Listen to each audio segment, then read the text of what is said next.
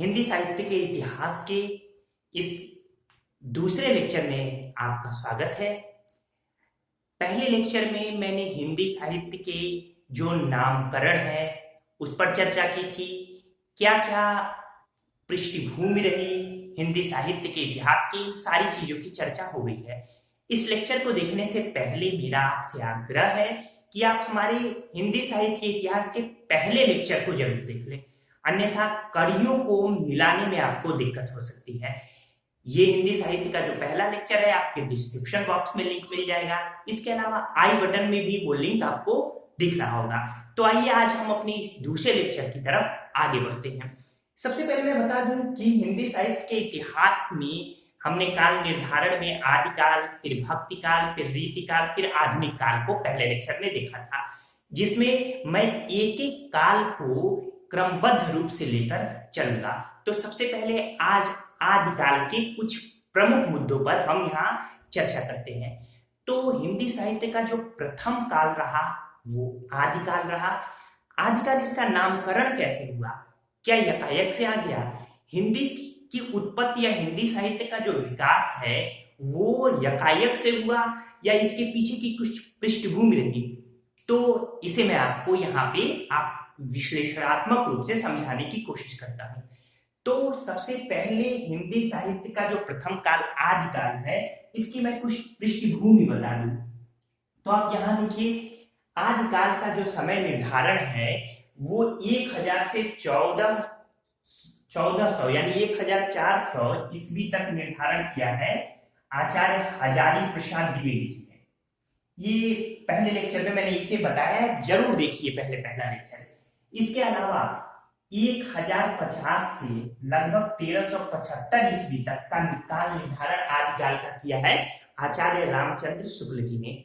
इसे आदिकाल क्यों कहते हैं, या फिर आदिकाल के अलावा भी इनके और इसे नाम दिए जा सकते हैं? तो यहां मैं आपको बता दूं कि हिंदी साहित्य का जो प्रारंभ हुआ, सबसे पहले विभिन्न नाम हमारे सामने आते हैं। सबसे पहला नाम आता है गार्षा दत्तासी का, लेकिन गार्षा दत्तासी हिंदी साहित्य के काल विभाजन को क्रमबद्ध करने में असफल रहे।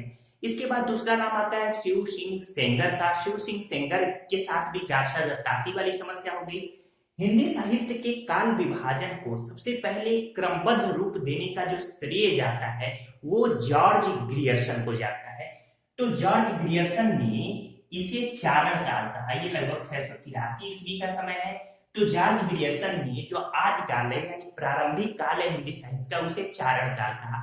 चारण मतलब इधर उधर घूम कर रचनाएं करना, यानी घूम घूम कर रचनाएं।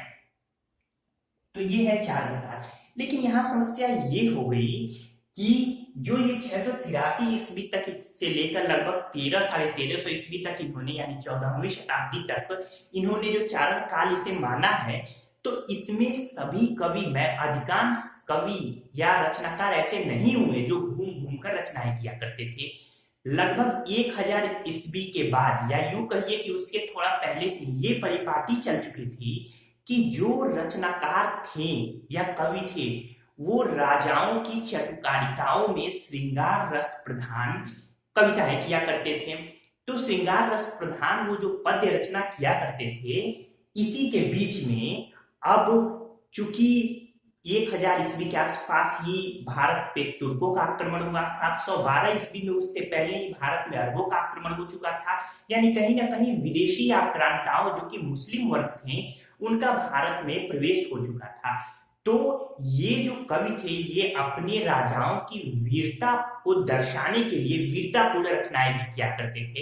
इसके अलावा कुछ उपदेशात्मक रचनाएं भी हुआ करती थी। तो यही श्रृंगार, वीरता और उपदेशात्मक ये जो रचनाएं हैं, यही इन्हीं रचनाओं का मिश्रण दिखाई देता है प्रारंभिक हिंदी साहित्य में, जिसे आदिकाल की संज्ञा दी गई है। ये जो आदिकाल है, ये आदिकालीन जो हिंदी हमारे सामने आती है, इसमें दो प्रकार की भाषाओं को सम्मिलित करके देखा जा सकता है। सबसे पहले ये जो है अपभ्रंश। क्या जरूरत पड़ी अपभ्रंश की? जबकि आचार्य रामचंद्र शुक्ल जी कहते हैं कि हिंदी साहित्य में अपभ्रंश का कोई स्थान नहीं है, बावजूद इसके उसे हिंदी साहित्य में शामिल करते हैं। तो ये विरोधाभास की स्थिति पैदा हो जाती है आचार्य रामचंद्र शुक्ल जी के इन वक्तव्य से। यहाँ हमें अपभ्रंश की जानकारी होना जरूरी है। इस पृष्ठभूमि में हिंदी साहित्य के जो आदिकाल है, हिंदी युग का जो प्रारंभ है, उसकी पृष्ठभूमि में बिना अपभ्रंश के हम ये जानकारी इकट्ठा नहीं कर सकते। तो सबसे पहले मैं आपको अपभ्रंश की पृष्ठभूमि बता दूं। तो ये जो अपभ्रंश है, अपभ्रंश यानी भ्रष्ट भाषा, देशी भाषा, बिगड़ा हुआ। जैसे मान लीजिए कि आपको कार्य कार्य कहना है, तो ये अपभ्रंश में हो जाएगा कार्य। तो सबसे पहले ये जो बीच में ये कार्य, यही बाद में हिंदी के रूप में कार्य के रूप में बदली। भाषाएं कैसे अपना रूप परिवर्तन करती हैं, कैसे लोकमानस की भाषा बनती हैं, कैसे ये कुछ विशेष वर्ग की भाषा बनती है, इसे मैं आपको समझा दूं। सबसे पहले जब भारत में 1500 ईसा पूर्व जब आर्यों का आगमन हुआ, तो एक छंद युक्त भाषा आर्यों के साथ थी। ये छंद युक्त भाषा बड़ी कठिन थी, जो कि आम जनमानस इसे नहीं समझ सकता था।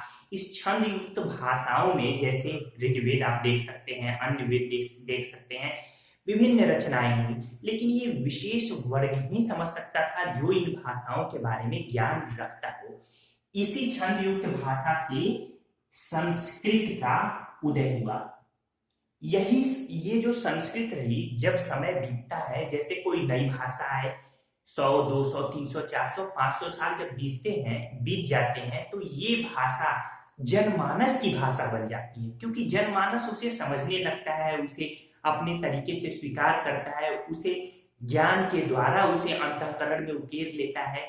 इस तरीके से संस्कृत जो है, जो कि छंद युक्त भाषा थी, पहले एक वर्ग विशेष की भाषा थी, उस समय पश्चात लगभग 500 वर्षों के दौरान ये जनमानस की भाषा बदली। फिर अब धीरे धीरे संस्कृत, जब कोई भी भाषा जनमानस की भाषा होती है, तो उसकी जो स्थानीय भाषा है उसके साथ वो घुलती है, मिलती है। तो जनमानस की जो टूटी फूटी भ्रष्ट भाषा थी, क्योंकि ये देसी भाषा थी, संस्कृत का उसके साथ मिलाप हुआ। इस तरीके से एक नई भाषा का जन्म हुआ, जिसे हम प्राकृत कह सकते हैं। ये प्राकृत, इसी प्राकृत के बीच में जिस भाषा को मैं बता रहा हूं कि ये संस्कृत और प्राकृत, इन दोनों भाषाओं के बीच में जो स्थानीय भाषा ने कड़ी का काम किया, उसे पाली भाषा कह सकते हैं। यानी संस्कृत और पाली मिलकर प्राकृत के रूप में आई। पाली, बौद्धों की जो ग्रंथ रचे गए वो पाली भाषा में रचे गए, जबकि जैनों ने प्राकृत भाषा में अपने अधिकांश ग्रंथ रचे हैं। तो इस तरीके से प्राकृत का जन्म हुआ। अब प्राकृत भाषा भी धीरे धीरे धीरे धीरे वर्तमान जो जनमानस की भाषा है उसके साथ मिलती गई, और यही प्राकृत भाषा अपभ्रंश के रूप में, यानी टूटी फूटी भाषा के रूप में जानी गई, संस्कृत से लेकर ये अपभ्रंश। तो इस तरीके से भाषाओं का विकास हुआ। ये जो अपभ्रंश भाषा रही, इसका समय अगर हम निर्धारण करें तो लगभग 500 ईस्वी से लेकर लगभग 1200 या 1300 ईस्वी तक इस भाषाओं में ग्रंथ रचे गए। तो यही प्रारंभिक समय था, आदिकाल का समय था, जब विभिन्न साहित्यकारों ने, आचार्य रामचंद्र शुक्ल जी ने, इसके अलावा हजारी प्रसाद द्विवेदी जी ने, इसके अलावा अन्य भी, राजकुमार शुक्ल जी ने, तो रामकुमार शुक्ल जी ने, इन सभी लोगों ने ये जो समय निर्धारण किया आदिकाल का, ये लगभग 1000 ईस्वी के बाद ही निर्धारण किया। और उस समय अपभ्रंश भी भाषा चल रही थी साहित्यिक रूप में। यही कारण है कि प्रारंभिक हिंदी में अपभ्रंश को शामिल किए बिना हिंदी अधूरी रह जाती है। तो आप समझ गए क्यों अपभ्रंश को भी आचार्य रामचंद्र शुक्ल जी ने अपभ्रंश को हिंदी में, साहित्यिक हिंदी में शामिल करने से इनकार करते हुए भी शामिल कर लिया। क्यों हम अपभ्रंश को पहले जानना हमारे लिए जरूरी हो गया था, क्यों बिना अपभ्रंश के हम हिंदी के विकास और उद्भव को नहीं समझ सकते। तो मुझे लगता है आपको ये बातें समझ में आई होंगी। आइए आगे बढ़ते हैं। इन सब परिस्थितियों में जो प्रारंभिक आदिकाल है, इसे जॉर्ज ग्रियर्सन ने चारण का नाम दिया। क्यों दिया ये मैंने आपको बताया। इसके अलावा मिश्र बंधु, ये 3 बंधु थे। तीनों बंधुओं के बारे में मैंने विस्तार से चर्चा की है पहले लेक्चर में, वहां देख लीजिए। तो मिश्र बंधुओं ने इसका नाम प्रारंभिक काल रखा। ये प्रश्न यहाँ से पूछे जाते हैं रैंडमली कि किसने आदिकाल को क्या कहा है, याद होने चाहिए। तो इन्होंने मिश्र बंधुओं ने प्रारंभिक काल का, इसका कोई विशेष कारण नहीं दिया, ये जनमानस में अपने आप ही समझ लिया गया, क्योंकि कोई भी चीज अगर शुरुआत होती है तो उसे प्रारंभ कह दीजिए बस। तो यही तर्क देकर इन्होंने प्रारंभिक काल कहा। आचार्य महावीर प्रसाद द्विवेदी जी ने इसे बीज वपन काल कहा। नाम में कंफ्यूज न होइएगा, ये महावीर प्रसाद द्विवेदी जी हैं जबकि ये हजारी प्रसाद द्विवेदी जी हैं, तो दोनों के नाम में कंफ्यूज नहीं। हजारी प्रसाद द्विवेदी जी ने इसे आदिकाल कहा है जबकि महावीर प्रसाद द्विवेदी जी ने बीज वपन काल कहा है, याद रहेगा। ठीक, तो महावीर प्रसाद द्विवेदी जी ने बीज वपन काल और हजारी प्रसाद द्विवेदी जी ने आदि वपन काल कहा है।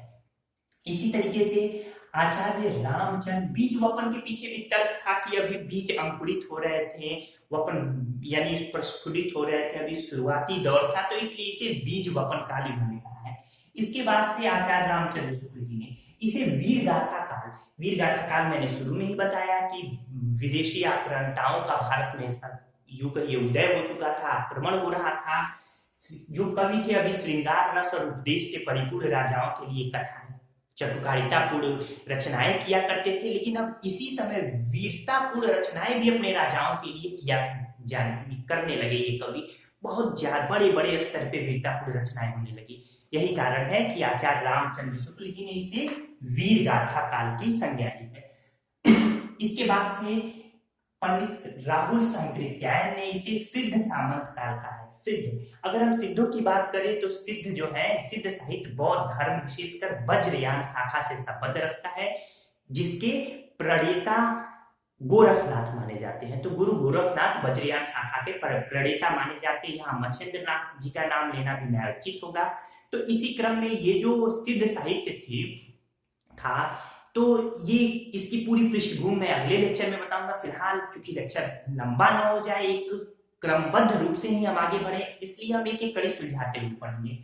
तो यहाँ पे आप देखिए कि ये जो सिद्ध सामंत काल क्यों कहा, तो सिद्धों का समय था क्योंकि ये बौद्धों की में साहित्य की रचनाएं हो रही थी, वज्रयान शाखा का विकास हो रहा था और विभिन्न प्रकार की रचनाएं हो रही थी। सामंतकालीन ये युग था, ये लगभग 600 ईस्वी के बाद, जो 1200-1300 ईस्वी था, ये सामंतकालीन युग चल रहा था। सामंतों का बोलबाला था, अमीरों का बोलबाला था, राजा और सामंत यही दो वर्ग विशेष अमीर होकर उभरे। जो कृषक थे उन प्रत्येक कृषक सामंतों के अंदर में ही अंदर कार्य करता था। कृषकों से बहुत भारी मात्रा में सामंत कर वसूल लिया करते थे, उनकी उपज का लगभग 50% तक वसूल लिया करते थे। सामंत वर्ग में स्त्रियों की स्थिति बड़ी खराब थी। अब एक सामंत कई कई स्त्रियों से विवाह किया करता था। सामंत और राजाओं के लिए स्त्रियां केवल भोग की वस्तु रह गई थी। इन सब परिस्थितियों में पंडित राहुल सांकृत्यायन ने आदिकाल को सिद्ध सामंत काल कहा है। इसके बाद आचार्य विश्वनाथ प्रसाद मिश्र ने वीर काल कहा है, जबकि डॉक्टर राम कुमार वर्मा ने इसे संधि काल और चारण काल दोनों का है। संधि काल यानी ये जो अपभ्रंश और हिंदी है इसके बीच का काल, क्योंकि अपभ्रंश इधर समाप्त हुई और हिंदी शुरू हुई, लेकिन अपभ्रंश और हिंदी साथ साथ भी चल रही थी। तो ये संधि काल और चारण काल तो जॉर्ज ग्रियर्सन के तर्क पर इन्होंने कह दिया, हालांकि जनमानस ने इनकी मान्यता को स्वीकार नहीं किया। तो ये सामान्यता बहुत व्यापक स्तर पर स्वीकार नहीं की गई। अंततः आदिकाल जो नाम दिया वो हजारी प्रसाद द्विवेदी जी ने दिया और सुमन राजे ने इसे आधार काल कहा है। तो इस तरीके से ये काल निर्धारण आपको यहाँ देखना चाहिए, काफी बहुत महत्वपूर्ण है, यहाँ से प्रश्न पूछे जाते हैं। तो मुझे उम्मीद है कि नामकरण संबंधित प्रश्न आपके गलत नहीं होंगे और पूरा कॉन्सेप्ट आप समझ गए होंगे। कॉन्सेप्ट को साथ साथ लेके चलिए। तो मैं यहाँ आपसे कुछ चर्चा 1 मिनट की करना चाहूंगा कि ये जो हिंदी साहित्य का इतिहास है, पूरी हिंदी है, ये हमेशा से ही एक है तो बड़ा कॉन्सेप्चुअल, लेकिन एक क्रमबद्ध श्रृंखला के अभाव में स्टूडेंट उस कॉन्सेप्ट को नहीं समझ पाते। मैंने एक नया चैनल क्रिएट किया है जिसमें केवल पूरी हिंदी साहित्य का विकास, हिंदी व्याकरण, इन सब के बारे में मैं पूरा लेक्चर आपके सामने रखूंगा, जिसका लिंक जो है डिस्क्रिप्शन बॉक्स में मिलेगा। ये जो अलग जो मेरा चैनल है ये जो चैनल, इसमें केवल और केवल कॉम्पिटिटिव एग्जाम्स के नहीं, आप जिस भी क्लास 9वीं 10वीं 11वीं 12वीं ग्रेजुएशन यानी बीए, फिर एमए में किसी भी विश्वविद्यालय, विशेषकर इग्नू से भी अगर आप संबंध रखते हैं, जहाँ पे रेगुलर क्लासेज आप नहीं कर पाते हैं, यानी ओपन यूनिवर्सिटी से भी आप अगर पढ़ रहे हैं, इन सभी के पूरी विस्तार से मैं पूरे सिलेबस पर पूरा विस्तृत रूप से विश्लेषणात्मक चर्चा करूंगा। तो दोस्तों, आप लिंक पे जाइए और चैनल को सब्सक्राइब कर लीजिए, ताकि जब अब उस पर मैं वीडियो डालना प्रारंभ कर दूंगा और वहां से आप पूरी हिंदी की एक अलग चर्चा देखेंगे।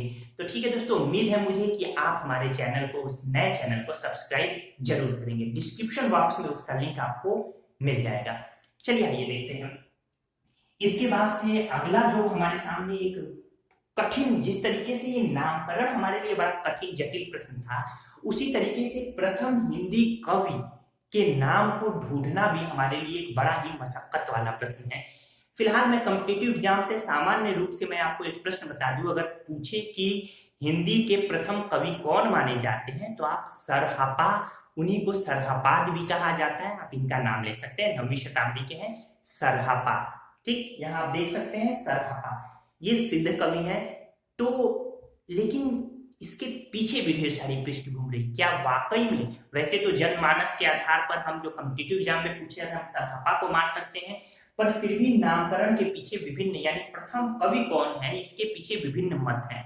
सबसे पहले देखते हैं, सबसे प्रारंभ में अपभ्रंश के दो विशिष्ट कवियों का नाम आता है, एक स्वयंभू, एक पुष्य।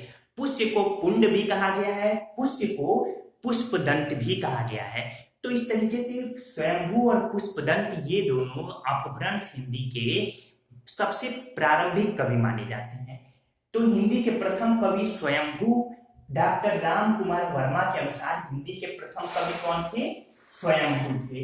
8वीं शताब्दी विक्रम संवत के ये कवि स्वयंभू थे, ये डॉक्टर राम कुमार वर्मा के अनुसार। इसके बाद है शिव सिंह सेंगर के अनुसार पुंड या पुष्यगुप्त, ये जो थे, सॉरी पुष्पदंत, कौन? पुंड या पुष्य या पुष्पदंत, ये शिव सिंह सेंगर के अनुसार पहले हिंदी के कवि माने जाते हैं। इसके बाद आचार्य हजारी प्रसाद द्विवेदी जी ने अब्दुल रहमान को माना है कवि, हिंदी का प्रथम कवि। प्रश्न ऐसे ही पूछे जाते हैं, आचार्य हजारी प्रसाद द्विवेदी जी के अनुसार हिंदी के प्रथम कवि कौन थे? तो आपको याद करना होगा, इसे अपने दिमाग में कंठस्थ करना होगा। तो इस तरीके से अब्दुल रहमान, ये जो पुष्पदंत है, इन्हें अभिमान मेरु भी कहा गया, प्रश्न पूछा गया है अभिमान मेरु। आइए आगे देखते हैं। राहुल सांकृत्यायन जी ने, जो कि 769 ईस्वी में सरहपा का समय मानते हैं, तो सरहपा को सिद्ध कवि की संज्ञा दी गई है। सरहपा को सरोज वज्र और राहुल भद्र भी कहा गया है।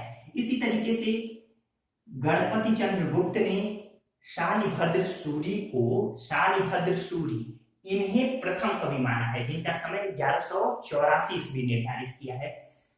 तो ये पूरे हिंदी के प्रथम कवियों के संबंध में विभिन्न मत हैं, यहाँ आप देख लीजिए, प्रश्न पूछे जाते हैं, महत्वपूर्ण है ये। इसके बाद से हिंदी के प्रथम महाकवि कौन है? आचार्य रामचंद्र शुक्ल और मिश्र बंधु, ये दोनों ही चंद्रवरदाई को हिंदी का प्रथम महाकवि मानते हैं, जिन्होंने पृथ्वीराज रासो की रचना की थी। इसके बाद अवधि के प्रथम कवि, तो डॉक्टर वर्मा के अनुसार, डॉक्टर रामकुमार वर्मा के अनुसार अमीर खुसरो अवधि के प्रथम कवि थे। देखिए, हम धीरे धीरे आगे बढ़ेंगे, विद्यापति में, अमीर खुसरो में, या जितने भी महत्वपूर्ण कवि हुए, हम सबकी अलग अलग लेक्चर्स में चर्चा करेंगे। तो इस तरीके से अगला है कि जैन परंपरा के प्रथम कवि तो स्वयंभू हैं। इसी तरीके से दोहा चौपाई पद्धति का प्रथम प्रयोक्ता कवि कौन है, जिसने दोहा कोश लिखा था? तो सरहपा या सरहपाद भी इनको कह सकते हैं।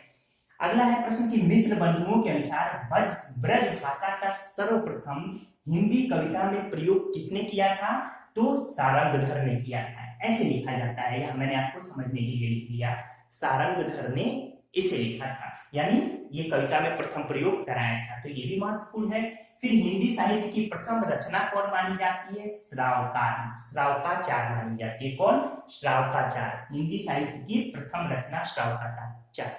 कुछ स्रोतों में रानी केतकी की कहानी भी है, लेकिन ये प्रथम रचना रानी केतकी की कहानी नहीं मानी जाती।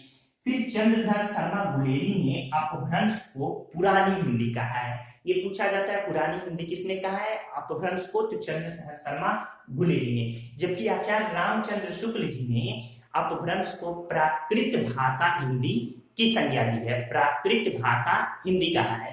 तो इस तरीके से आचार्य रामचंद्र शुक्ल के शब्दों में आदिकाल महाराजा भोज से लेकर हम्मीर देव के समय के कुछ पीछे तक माना जा सकता है।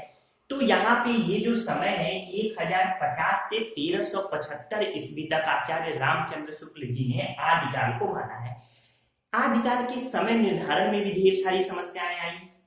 किसी ने इसका समय निर्धारण 1300 ईस्वी किया, किसी ने कुछ किया, लेकिन अंततः सर्वमान्य रूप में हजारी प्रसाद द्विवेदी जी की 1400 ईस्वी तक ये जो मान्यता है इसे ही क्यों माना गया, इसके पीछे बेहतरीन तर्क है।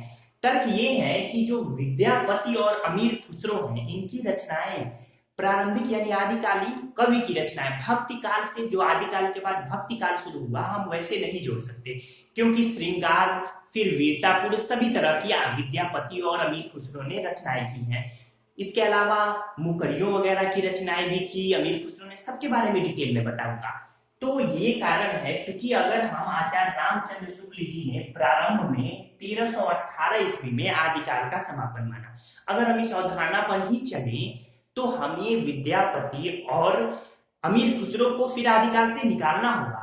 लेकिन जब हम हजारी प्रसाद द्विवेदी जी की 1400 ईस्वी की अवधारणा को लेते हैं तो विद्यापति और अमीर खुसरो ये दोनों ही कवि इसमें आदिकाल में सम्मिलित हो जाते हैं। यही कारण है कि सर्वमान्य और तर्कसंगत रूप से हजारी प्रसाद द्विवेदी जी के काल निर्धारण को यानी 1000 से 1400 ईस्वी को सबसे सटीक आदिकाल का काल माना गया है।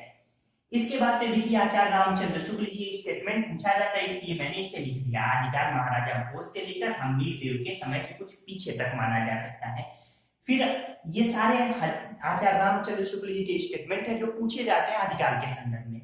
अपभ्रंश नाम सबसे पहले वल्लभी के राजा धारसेन द्वितीय के शिलालेखों में मिलता है, जिसमें उसने अपने पिता गुहसेन को संस्कृत, प्राकृत व अपभ्रंश तीनों का कवि कहा है। तो ये आचार्य रामचंद्र शुक्ल जी मानते हैं। तो इसके अलावा रासो साहित्य, आचार्य रामचंद्र शुक्ल जी रासो साहित्य फिर सिद्धनाथ साहित्य इन सब साहित्यों के रूप में आदिकाल को विभाजित करते हैं। वे कहते हैं कि रासो साहित्य वीरता और श्रृंगार इन दोनों का सामंजस्य ही रासो साहित्य है, जिसकी भाषा डिंगल पिंगल है। डिंगल पिंगल यानी बड़े बढ़ा चढ़ाकर बोलना, बड़े बढ़ा चढ़ाकर यानी अतिशोक्त के रूप में वर्णन करना, जैसे चंद्रबरदाई ने पृथ्वीराज रासो में किया है। सारे रासो साहित्य में आपको ऐसी चीजें मिलेंगी। इसी तरीके से सिद्धनाथ साहित्य, जो नाथ साहित्य है वो जैन धर्म से संबंध रखते हैं, इसी तरीके से ये सिद्ध साहित्य है। तो ये पूरे जो सिद्ध साहित्य है और नाथ साहित्य है, माफ कीजिएगा नाथ साहित्य भी ये बौद्ध धर्म से ही संबंध रखता है। तो ये दोनों कहीं ना कहीं अपभ्रंश यानी पुरानी काव्य भाषा को लेकर बने इनकी रचनाएं हुई। लेकिन वही आचार्य रामचंद्र शुक्ल जी कहते हैं कि सिद्धनाथ साहित्य को हिंदी में तो हिंदी साहित्य में रखा तो नहीं जा सकता, बावजूद इसके इनकी चर्चा हिंदी साहित्य के विकास आदिकाल में की जाएगी। तो ये विरोधाभास की स्थिति पैदा हो जाती है। यहाँ पे आचार्य रामचंद्र शुक्ल जी कहते हैं आध्यात्मिक रंग के चश्मे आजकल बहुत सस्ते हो गए हैं, यानी ये जो सिद्धनाथ साहित्य है इन पर उनका तंज क्या है कि ये जो आध्यात्मिक यानी इन लोगों ने आध्यात्मिक रंग देने की कोशिश की है साहित्य को। इसके अलावा उस तत्कालिक समय में जो भी प्राचीन साहित्य थे जैसे गीत गोविंद, अब गीत गोविंद पर कृष्ण और तमाम लोगों का एक अवलोकन कर दिया गया और इसे धार्मिक साहित्य के रूप में बदल दिया गया। तो इस तरीके से ये स्टेटमेंट है आचार्य रामचंद्र शुक्ल जी का। फिर प्राकृत की अंतिम अपभ्रंश अवस्था से ही हिंदी साहित्य का आविर्भाव माना जा सकता है। प्रश्न पूछा जाता है कि ये जो स्टेटमेंट है ये किस साहित्य में उल्लिखित है, तो हिंदी साहित्य का इतिहास में उल्लिखित है और ये किसने रचना की है, आचार्य रामचंद्र शुक्ल जी ने रचना की है। तो इस तरीके से आदिकाल की ये पृष्ठभूमि आप समझ पाए। मुझे उम्मीद है कि आपको पूरा कॉन्सेप्ट समझ में आ रहा होगा। देखिए जितने भी साहित्य है मैं सब पे पूरे विस्तार से चर्चा करूंगा। हम देख लेते हैं कि आदिकालीन साहित्य परंपरा में कौन कौन से साहित्य आते हैं और हम किन किन साहित्यों पे चर्चा करेंगे। सबसे पहले देसी भाषा की अपभ्रंश साहित्य, फिर अपभ्रंश भाषा में सिद्ध साहित्य और जैन साहित्य की हम चर्चा करेंगे। इसी तरीके से फाग काव्य भी एक जैन साहित्य के अंतर्गत ही शामिल है, जैन कवियों का इसमें वर्णन किया जाता है। फिर नाथ साहित्य में नारी निंदा व उपेक्षा की गई है, तो हम इसे भी देखेंगे। नाथ साहित्य की पूरी पृष्ठभूमि हम देखेंगे। इसके बाद से है रासो साहित्य, चारण काल, यानी रासो साहित्य जो चारण काल भी इसे कहते हैं, पूछा जाता है। इसके अलावा लौकिक साहित्य के बारे में हम देखेंगे। तो नाथ साहित्य में हम ढेर सारी चीजें देखेंगे। सिद्धनाथ साहित्य की जब मैं चर्चा करूंगा तो मैं आपको गोरखनाथ जी, इसके अलावा मछेंद्र नाथ, इन सभी लोगों की चर्चा करूंगा जो कि नाथ साहित्य के अंतर्गत आते हैं। नाम से स्पष्ट है, गोरखनाथ से नाथ साहित्य। अगर गलती से मैंने सिद्ध साहित्य में गोरखनाथ का नाम ले लिया हो तो उसके लिए मैं क्षमा प्रार्थी हूँ। तो इस तरीके से ये पूरी डिस्क्रिप्शन एक एक साहित्य को लेके एक एक लेक्चर में मैं पूरा डिस्क्रिप्शन करूंगा। आइए जाते जाते मैं आपको ये आधार बता दूं, जिन 12 साहित्यों के आधार पर आचार्य रामचंद्र शुक्ल जी ने आदि काल का काल विभाजन या नामकरण किया है। वो 12 साहित्यों का मैं यहाँ नाम लेना चाहूंगा, उचित भी है। विजयपाल रासो, खुम्माड़ रासो, बिशन देव रासो। पूछा जाता है बिशन देव रासो की रचना किसने की? नरपति नाल ने की थी। फिर पृथ्वीराज रासो, फिर जयचंद्र प्रकाश, जय मयंक जस चंद्रिका, हमीर रासो, परमाल रासो, फिर पदावली, कीर्तिलता, कीर्ति पताका और अमीर खुसरो की मुकरिया। पदावली और कीर्तिलता विद्यापति जी ने लिखी है। जयप्रकाश, जय मयंक, जस चंद्रिका और हमीर रासो तो उपलब्ध ही वर्तमान समय में नहीं है। तो इस तरीके से ये जो 12 साहित्यों के आधार बनाकर इन्होंने आदिकाल का नाम दिया, इसमें विभिन्न प्रकार के विवाद भी खड़े होते हैं। इन विवादों पे मैंने वैसे चर्चा तो थोड़ी बहुत कर दी है, बाकी अब सारी चर्चाएं अगले लेक्चर में होंगी। उम्मीद है दोस्तों आपको हमारा लेक्चर पसंद आया होगा। दोस्तों आपसे एक और रिक्वेस्ट है कि अगर आप हमारे चैनल पे नए हैं तो हमारे चैनल को सब्सक्राइब कर दीजिए, बेल बटन दबा दीजिए, ताकि बेहतर से बेहतर जो हमारे लेक्चर्स आएंगे वो आप तक मिलते रहें। ठीक है दोस्तों, वीडियो को पूरा देखने के लिए आपका बहुत बहुत धन्यवाद।